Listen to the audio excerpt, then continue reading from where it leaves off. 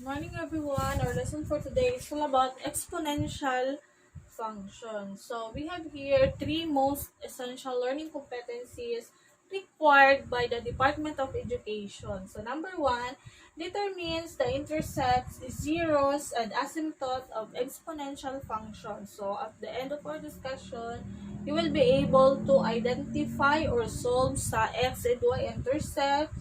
So identify the zeros and the horizontal asymptote sa exponential function. Number 2, represents an exponential function through table of values in graph. Number 3, finds the domain and range of an exponential function. So take note, exponential is an inverse of logarithm. So logarithm, inverse of exponential. So pag solve na to niya, kung dili ma-solve through exponential, pwede na to siya i-solve through logarithm. So, ang next na to na lesson is all about logarithm. Kung may dili ta ma-solve through logarithm, pwede na to siya gamitan og exponential kasi vice versa ni silang duha.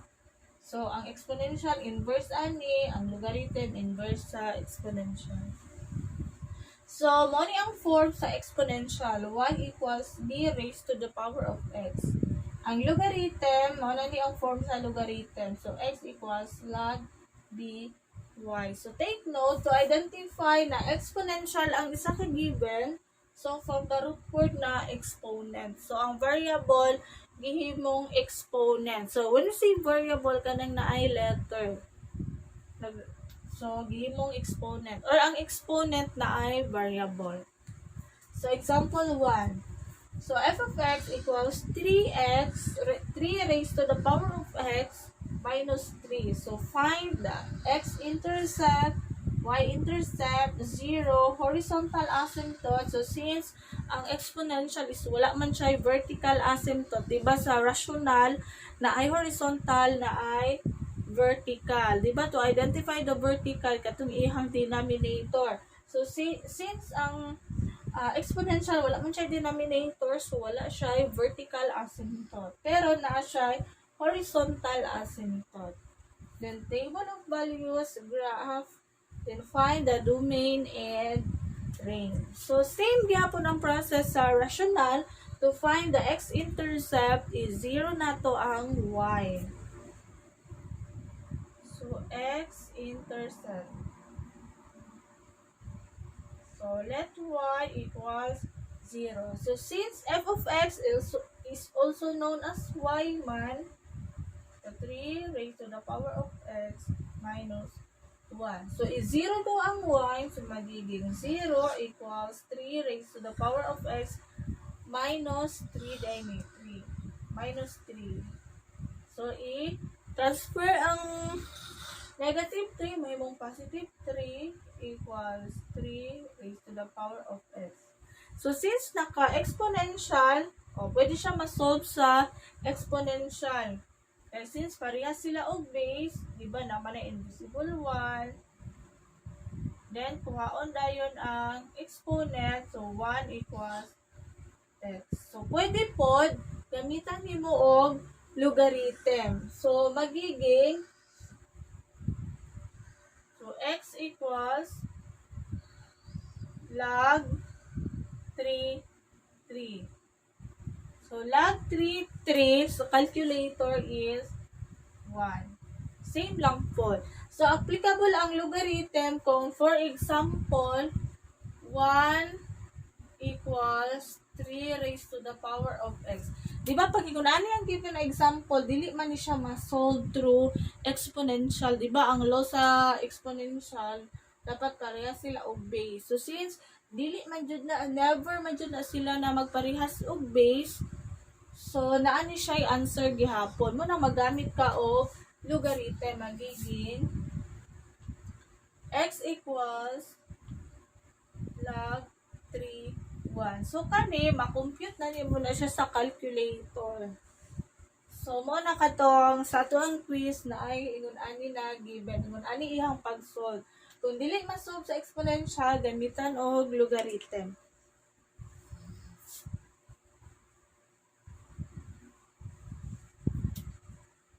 Okay, so same lang sila process ha kani since ma-solve siya sa exponential o automatic na i-answer. So just in case dili ma-solve sa exponential, pwede nimo gamitan og logarithm. Same gyapon na og answer. Okay, next is y-intercept.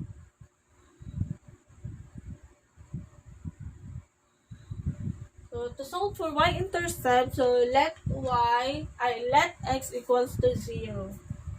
So y equals 3x minus 3. So, 0 daw ang value sa x.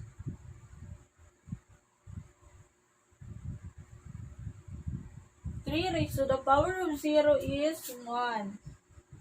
So, minus 3, y equals, so the y-intercept is negative 2. Next is 0. To solve for 0, automatic katong value nimo sa x-intercept, mao na to ang value sa 0. Kung na x-intercept, naapoy answer ang 0. Kaya kung i-substitute nimo ang value sa x-intercept, mahimong 0 ang function. So, sige ha. So, x equals 1. So, pag i-substitute, f of 1 equals 3, 1 minus 3.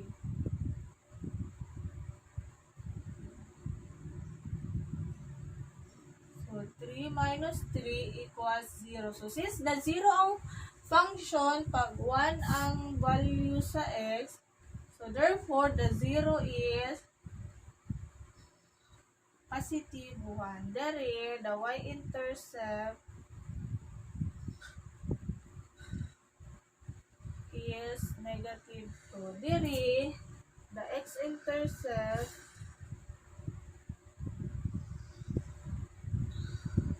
is positive 1. Okay, next is letter D, horizontal asymptote.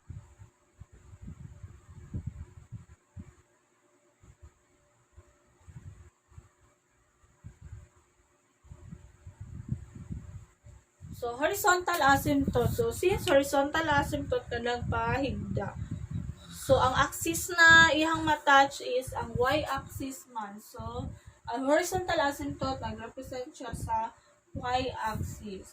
So, to identify the horizontal asymptote sa given exponential function,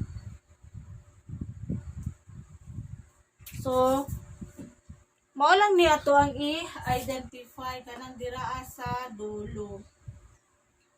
So, ang ang horizontal asymptote is negative 3. So, kung ang given is, for example, ang given is f of x equals 3 raised to the power of x lang. So, to identify the horizontal asymptote, so since, di ba, wala man na diraa, walay dulo.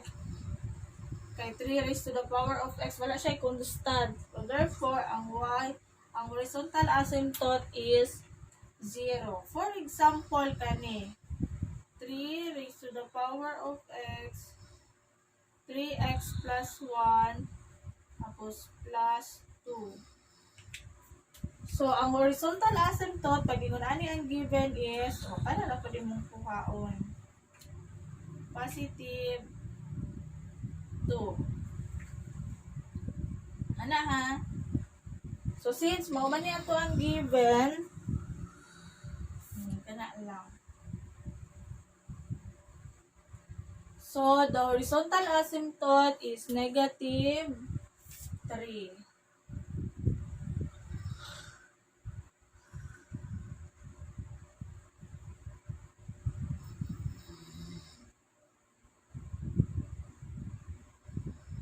Kari lang ha, kanang nadira sa dulo, kanang constant niya. Negative 3. Okay, next is table of values. So, mag-erase ta. Erase na niya ha. May ato ang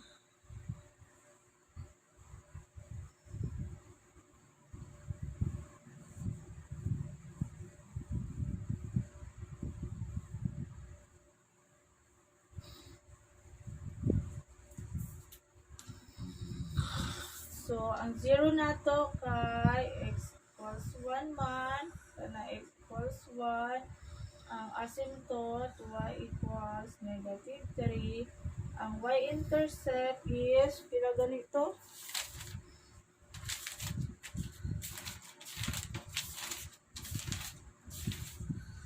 So, y-intercept is negative 2.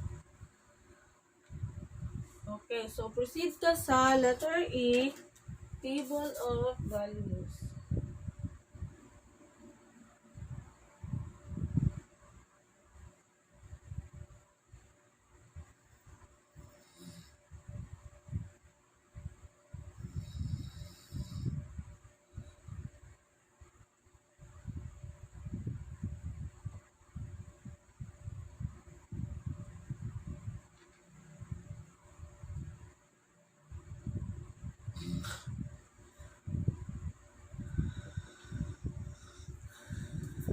Okay, so sa table of values, mo lang ni ang value na ako ang gikuha. So, nagkuha ko, since 0 man ang center, so nagkuha ko og duha sa left, og duha po sa right. So, para pantay ato ang pag-illustrate sa graph niya. So, kung gusto ninyo, pwede pa ninyo nang i-extend hangtod positive infinite ka na, i-extend hangtod infinite. So, ang value, mag-extend po na to infinite.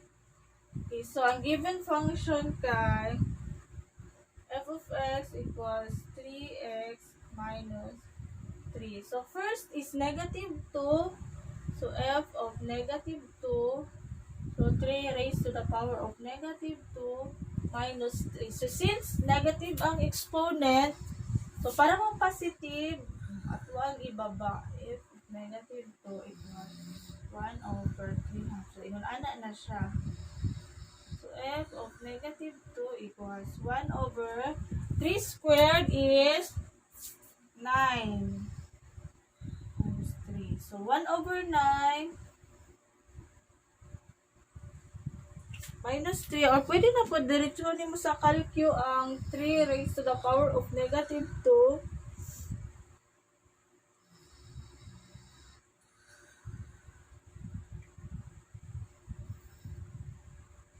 Negative 2.8.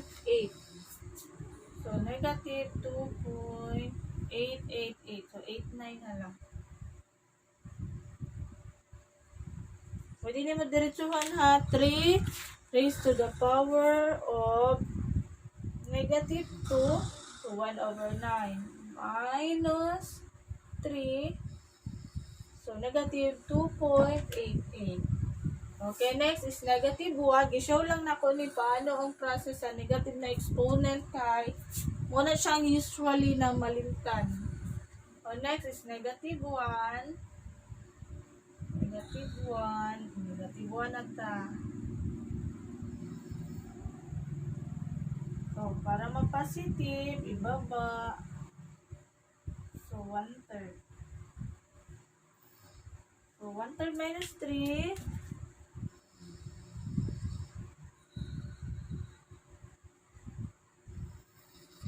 So, negative 2.66. Negative 2.67. Round off na niya. Okay, next is 0. So, 0 na ta. 0.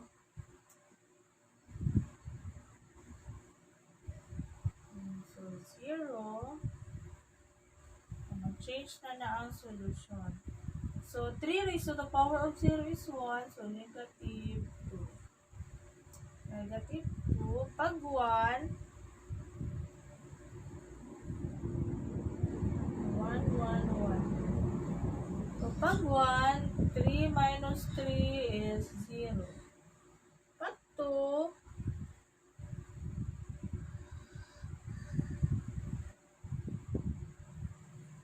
9 minus 3 is 6.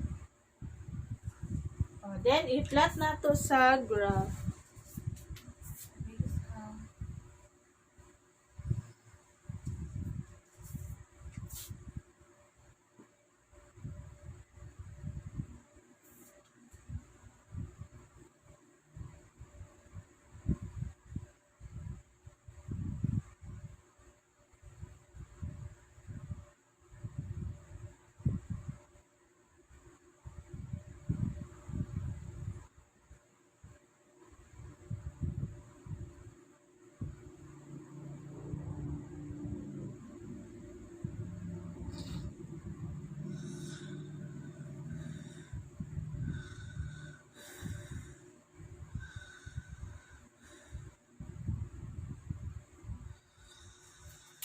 Okay, so in graphing, dapat naka-identify ng mga numbers dira sa number line. Then, specify mo kung saan axis, x and y. So, muna ang mga basics sa Cartesian plane. So, sa inyong quiz, sa mga previous quiz na to, so, natingala mo, dili perfect score, tama man inyong solution. So, diri ako nag-minus sa graph. Kay naay mga nag-answer na puros lang baglis-baglis dira.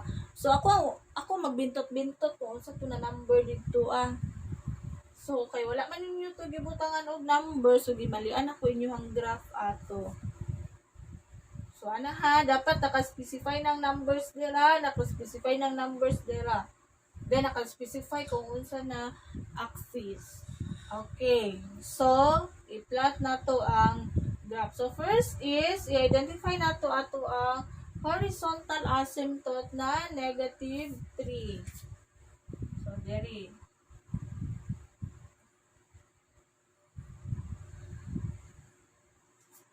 So ibig sabihin ato ang graph dili maglampas diri sa -3. Kaya atong i-plot. -2 and -2.89. So andira lang doon lang siya sa graph. -2 and -2.89. So, dapat na ay ordered pair kaysa pag-plot ninyo sa previous na mga graph, walay ordered pair, di pang dot lang. So, mali. Next, -1 and -2.67. Mga dira. So, -1, -2.67. Okay, next, 0 and -2. Diba? So, 0, -2. 1 and 0. 1 and 0. 2 and 6. 2 and 6. 2 and 6. So, pag i-plot ang graph,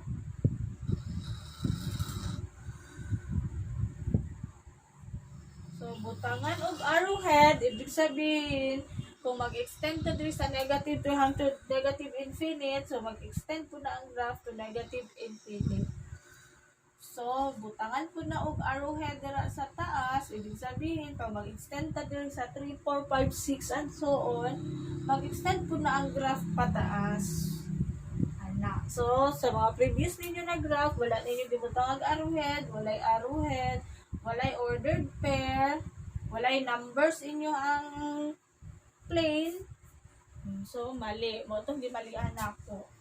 Ang graphing, 5 points ba ya to? So, mali. Automatic, mali So, mga nani. So, next is, i-identify ang domain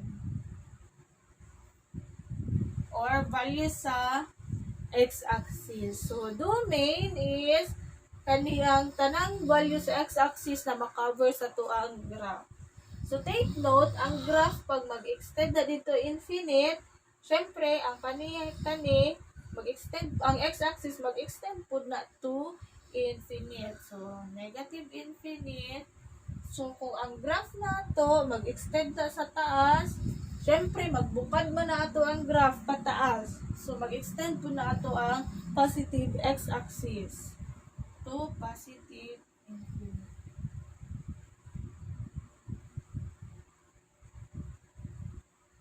Okay, next is ang range. So, range is the tarang values na possible values sa ato ang y-axis. So, take note, kay mauman ni ato ang horizontal asymptote. Never dyan na siya mag-touch ato ang graph sa ato ang horizontal asymptote. Mag-close lang na sila, murag magdikit lang na sila, pero wala dyan na sila nag-touch. So, gikan lang dira sa above sa 3, padulong sa positive infinite. So, since 3 man atong asymptote, so, ang mas baba sa 3 is negative 2.99. As long as wala kaabot og 3.99, nag-start ato ang graph padulong sa taas. So, positive infinite. So, dili pwede na mag-negative infinite diriya Kay ang graph nato dili naman na siya moabot sa 3, 4, 5, dili na siya mahto sa ilalom. Dili lang na siya magsubay, wala kaabot sa 3. Paana dito. Okay.